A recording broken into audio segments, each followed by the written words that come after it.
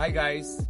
Alam mo, yung kotse ko, white siya na may shade na black.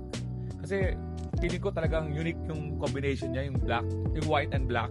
Na parang gusto ko kasi umangat sa crowd na gusto ko wala akong katulad. Napansin ko sa market, bihira yung white tapos may parang may mga black na accent, mga gano'n. Yun ang na-notice ko, no? Kaya interesado ako talaga bumili ng sasakyan na white tapos may black. Sa tingin ko aangat ako doon.